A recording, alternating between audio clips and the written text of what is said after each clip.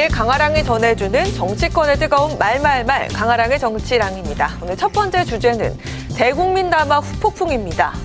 윤 대통령이 어제 의료개혁을 주제로 한 국민께 드리는 말씀 형태의 대국민 담화를 두고 정치권의 갑론을박이 뜨겁습니다. 의대 정원 2,000명 증원의 산출 근거와 당위성을 조목조목 설명하면서 의료계를 향해 통일된 안을 제시하면 얼마든지 논의할 수 있다면서 대화의 물꼬를 트고자 하는 의지도 피력했습니다.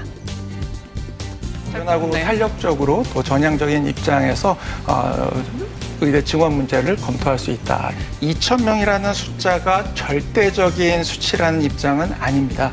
근거를 가진 합리적인 조정안을 제시해 주시면 낮은 자세로 이에 대해서 임하겠다. 대통령실 역시 의정 갈등의 핵심 쟁점으로 꼽혀왔던 2,000명 증원에 대해 협의의 여지를 재차 밝힌 것으로 보이지만 정작 의료계 반응은 냉담했습니다. 안 하느니만 못한 담화라면서 오히려 2,000명 증원의 당위성에 방점을 둔 거란 반응이 나왔습니다. 의사 출신으로 잘 알려진 인요한 국민의 미래 선대위원장은 이렇게 평가했습니다. 사막에 비가 왔어요. 중요한 것은요. 정책은 열려있다. 그 표현을 하셨어요. 빨리빨리 이거 해결하고 전공의들 돌아와야 돼요. 제발 이제 좀 돌아와서 우리가 우리의 불만을 얘기할 수 있는 틀이 생겼어요. 저도 이제는 스탠스를 오늘부터 바꿉니다. 지금까지는 이해 당사자다. 내가 거기에 코멘트하는 게 적절치 않다. 이제는 그렇게 안 나갈 겁니다. 제가 정말 뛰어들어서 도움이 된다면 그 역할을 할 준비가 돼 있다. 합리적인 방안을 이제는 찾아가야죠.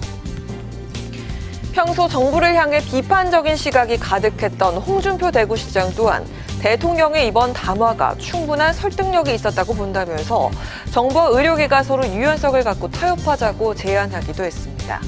하지만 이재명 대표는 윤 대통령의 담화를 보니 심판해야겠다는 생각이 더 강해졌다면서 목소리를 높이는 등 야당의 전반적인 반응 역시 무척이나 비판적이었습니다. 어떤 문제를 만져도 무능하니까 제대로 할 줄 아는 게 없죠. 문제를 더 키워서 대통령이 의료 공백을 초래하는 거잖아요. 그래서 할 줄 아는 게 하나도 없구나. 윤 대통령의 오만과 불통을 확인한 담화였다. 네, 2,000명 강조가 대단히 분량이 많았고요. 중점은 그쪽에 뒀다고 봅니다만 정말 대통령 물러나라는 얘기가 커질 수밖에 없을 겁니다. 대통령의 담화에 담긴 뜻의 핵심을 대화의 가능성으로 보느냐, 2,000명 증원 못 받기로 보느냐, 이 두 가지 갈래에 따라서 해석의 여지는 달라 보입니다.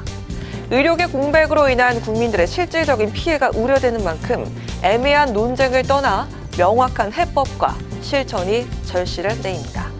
두 번째 주제입니다. 비례정당의 한계입니다. 조국 혁신당이 오늘 기자회견을 갖고 현행 공직선거법이 비례정당의 선거운동을 지나치게 제약하고 있다며 헌법 소원을 제기하겠다고 밝혔습니다. 그러면서 비례정당이 할 수 없는 세부적인 9가지 사안들을 조목조목 설명했는데요. 예컨대 유세차를 사용할 수 없고 선거운동을 위한 로고송과 율동을 할 수 없으며 마이크 또한 사용할 수 없다는 겁니다. 헌법 소원의 결과는 선거 이후에나 나올 것이고 조국 혁신당은 지금 선거법을 준수하며 선거운동에 임할 것입니다. 국민 여러분들께서 조국 혁신당의 마이크가 되어주시고 현수막이 되어주시고 유세차가 되어주시길 호소드립니다.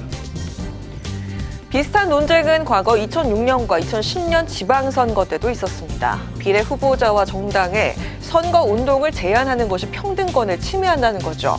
하지만 그때마다 헌법재판소는 합헌 결정을 내린 바가 있습니다.